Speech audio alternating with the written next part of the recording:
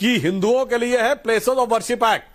यानी अगर आपको ये लगे कि आपके धर्म स्थल भी किसी चीज के ऊपर दबा के आपका धर्म स्थल दबा है तो आप कोर्ट नहीं जा सकते। और मुस्लिमों के लिए वक्फ बोर्ड एक्ट कि अगर वो क्लेम कर दें कि जमीन आपकी है तो भी आप कोर्ट नहीं जा सकते।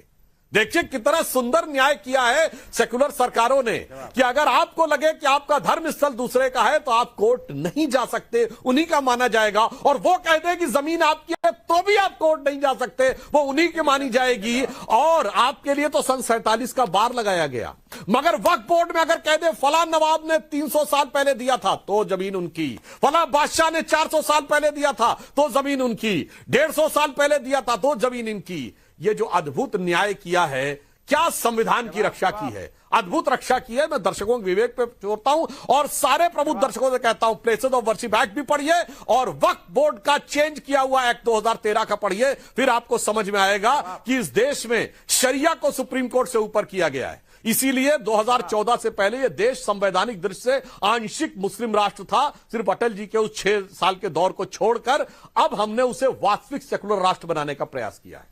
वारिस पठान, सुधांशु त्रिवेदी जी ने बहुत से सवाल उठाए हैं, जवाब दीजिए।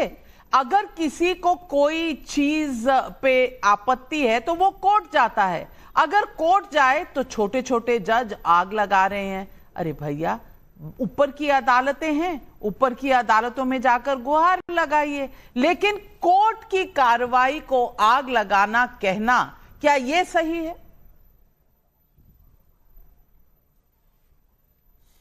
नविका जी, सुधांशु जी की मैंने बात सुना। सबसे पहले तो मैं सुधांशु जी से निवेदन करूंगा कि आप संविधान की तो बात करना ही छोड़ दीजिए। जिस चीज का आप पालन नहीं करते, जो संविधान हमको डॉक्टर बाबा साहेब अम्बेडकर ने दिया है, उस संविधान का तो आप पालन करते नहीं, उसकी तो धज्जियां उड़ाते, तो फिर उसकी दुहाई क्यों दे रहे हो आप? झूठी झूठी बात क्यों करते हो आप? आखिर उस संविधान को अगर हम मानते सुधांशु जी, तो आप तो राज्यसभा के मेंबर है, पार्लियामेंट के अंदर बैठते, उस संविधान की शपथ लेके आप गए। वहीं पर एक कानून पास हुआ था प्लेसेस ऑफ वर्शिप एक्ट, जिसका आपने जिक्र किया 1991 का। उसमें क्या लिखा था? 15 अगस्त 1947 तक के जितनी भी धार्मिक स्थल है उसका आप नेचर कैरेक्टर चेंज नहीं कर सकते। आप उन्हें सर्वे कर सकते हैं। अरे ओरल ऑब्जर्वेशन है जज का, पर सर्वे क्यों करना है आपको? आपकी मानसिकता क्या है, आपकी मंशा क्या है, आपका इंटेंशन क्या है सर्वे कराने का? अगर कल को वारिस पठान बोल देंगे सुधांशु जी के घर के नीचे कुछ है, मुझे वहां पे खुदाई करना है, अलाउड करेंगे? वारिस पठान बोल देंगे भाई किसी मंदिर के नीचे कुछ है, मुझे जाके वहां पे करना है, खुदाई करने देंगे आप? मानसिकता क्या, आपका मंशा क्या, ये तो पूरा देश जान गया। इसीलिए अभी आपने नविका जी इतनी बड़ी बात कर दी। 800 साल पुरानी अजमेर शरीफ की दरगाह ख्वाजा अजमेरी की, जहां पर मैं समझता हूं कि जवाहरलाल नेहरू जो पहले प्रधानमंत्री थे, वहां से लेकर आज के प्रधानमंत्री नरेंद्र मोदी तक जितने प्रधानमंत्री रहे, सबने वहां की मान्यता रखी, वहां पे सम्मान दिया, वहां पे चादरें चढ़ाई। मगर अब इनको लगता है कि वहां पे जाके नीचे खोदाई करना है इनको।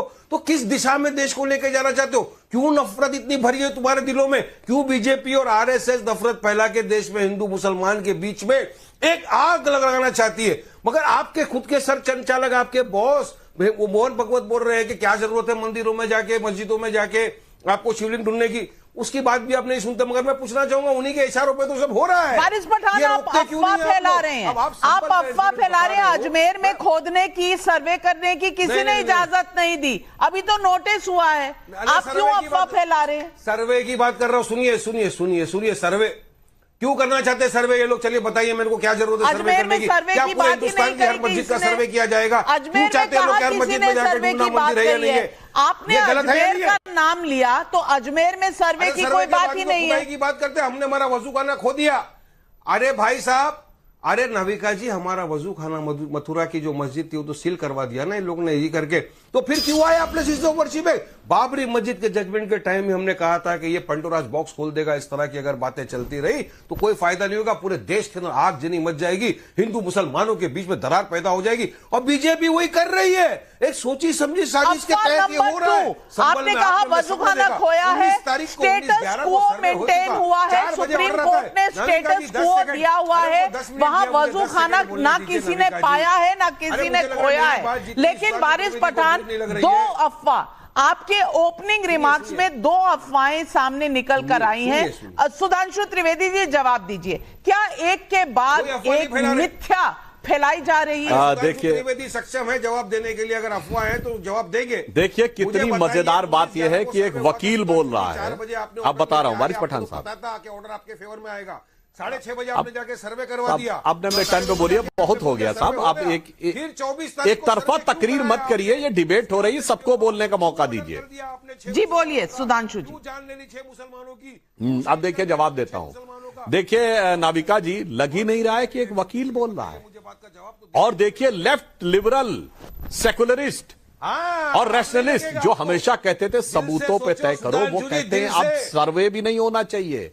वारिस पठान साहब, कोई खुदाई करने की जरूरत नहीं है। अब ऐसी ऐसी टेक्नोलॉजी आ गई है कि रडार मैपिंग टेक्निक से नीचे दिख जाता है। पेट का चीरफाड़ करने की जरूरत नहीं है, अल्ट्रासाउंड से दिख जाता है कि आपने पेट में क्या क्या छुपा रखा है। यही समस्या है आपके साथ कि आप चीजों को सामने नहीं आने देना चाहते। अरे भाई, कौन कह रहा है कि आप अपनी वल्दियत बदल लीजिए? जो स्वरूप है वही रखिए, बस ये पता तो चल जाए असली वल्दियत क्या है। यहां समस्या ये महोदय कि अब नई नई टेक्नोलॉजी आती चली जा रही है। खुदाई पे तो आप पता कराने में लोगों की जान ले लेंगे के ऊपर, जब पता कराने में लोगों की जान ले लेंगे, मुसलमानों को मार डालेंगे, तो बगैर खुदाई के पता लग गया। चिंता मत करिए, कुछ समय में ऐसी टेक्नोलॉजी भी आ जाएगी कि सैटेलाइट से भी पता लग जाएगा नीचे क्या है, ड्रोन से पता लग जाएगा नीचे क्या है। चिंता मत करिए मेरे भाई। जैसे 40 साल पहले कौन किसका बाप है ये यकीनी मामला था, डीएनए टेस्ट से चंद दिनों में पता लगता है। और नाविका जी, ऑन द लाइटर नोट में कहूंगा, इनको दर्द इस बात का हो रहा है कि अंततः अगर सर्वे, जांच और साइंटिफिक जांच हो गई तो, ऑन द लाइटर नोट कहता हूं, पुरानी फिल्म थी ना कि अमर अकबर एंथोनी, अमिताभ बच्चन और ऋषि कपूर और विनोद खन्ना जी की, आखिर में अमर अकबर एंथोनी तीनों का बाप किशन लाल ही निकला था। तो आखिर में इनको इस बात का डर है कि सब कुछ किशन लाल का ना निकल जाए, इसलिए पेट में दर्द हो रहा है। मेरे भाई, मैं तो ईमानदारी से कहना चाहता हूं, और बातें ऐसे नहीं कि कोई दावा कर देगा कि जाके मैं अब मंशा समझ में आई। महोदय सुनिए, काशी में इसके डॉक्यूमेंट्री एविडेंस अवेलेबल हैं। सुनिए, फतवाए आलमगीरी अब मैं हेरा फेरी पिक्चर की बात करता हूं आपके सामने। औरंगजेब के जमाने के की बात की ना, एक पिक्चर आई थी हेरा फेरी। हेरा फेरी में क्या हुआ था? जो तेरा है वो मेरा है, जो मेरा है मेरा ही रहेगा। और उसके बाद उन गवर्नमेंट ऑर्डर्स का प्रूफ है, फिर बीच में डिस्टर्ब करने लगे। जैसे ही अनकंफर्टेबल फैक्ट आया, क्या करें, मजबूरी है, क्योंकि ये देश। अरे आपने हमारा अकबर एंथोनी की बात की, मैं हेरा फेरी की बात कर रहा हूं, जो बीजेपी मास्टर है मुसलमीन हेरा फेरी करने में। मजलिसे इत्तेहादुल मुसलमीन जो देश की सबसे सेकुलर पार्टी है, उसका प्रवक्ता लॉयर होकर यह कहता है ना किताब देखी जानी चाहिए, ना गवर्नमेंट ऑर्डर देखा जाना चाहिए, ना सबूत देखा जाना चाहिए, ना जांच होनी चाहिए, और उसके बाद जो है वो मान लिया जाना चाहिए। हम तो कह रहे हैं सिर्फ जांच हो जाने दो, काहे घबराते हो? मगर सुनिए, संविधान की बात कर रहा है, प्लेसेस ऑफ वर्शिप एक्ट की बात कर रहा है, जो मगर जो टेक्नोलॉजी आगे बढ़ती जा रही है, संविधान की शपथ लेकर बैठा हुआ चला जा रहा है। वो बोलता मैं नहीं मानूंगा प्लेसेस ऑफ वर्शिप एक्ट, वो बोलता मैं मेरी आस्था की बुनियाद पे काम करूंगा। शर्मनाक बात है। आपकी जो भी दलील है आप कोर्ट में रख सकते हैं वारिस पठान जी, पर आपने एक बात का जवाब नहीं दिया। वारिस पठान जी, सुधांशु त्रिवेदी जी ने एक बात उठाई थी, उसका जवाब आपने नहीं दिया। प्लेसेस ऑफ वर्शिप एक्ट में आपने 1947 का कट ऑफ डेट लगा दिया, लेकिन वक्फ बोर्ड तो कितने सेंचुरीज पुराना का भी लैंड ले सकता है, इसका जवाब दीजिए ना। सर्वोच्च न्यायालय के निर्णय के बाद वहां राम मंदिर है कि बाबरी मस्जिद है? बोलिए। गलत गलत गलत, ऐसा किसी का भी लैंड कोई नहीं ले सकता। जो जमीन है उसका गैजेट होता है, गैजेट के बाद वो जमीन को वक्फ डिक्लेयर किया जाता है, पेपर में एडवर्टाइजमेंट होता है, उसके बाद वो वक्फ होती है। यही तो आप लोग झूठा भरम फहरा फहरा के रोज रात को 8 बजे पब्लिक को गुमराह कर रहे हो। और हमारी वक्फ की जो जमीन है, हमारे मदरसे, मस्जिदें, हमारे ऑर्फनेज सब खा जाना चाहते हैं बीजेपी, सुधांशु त्रिवेदी की पार्टी, या आरएसएस, सब क्या बात कर रहे हैं, सब जपत कर क्या बात कर रहे हैं? वाराणसी में 118 साल पुराने कॉलेज को वक्फ की प्रॉपर्टी कह दिया है। एक वाराणसी की बात सुधांशु त्रिवेदी जी, वो वारिस पठान को नहीं दिखती?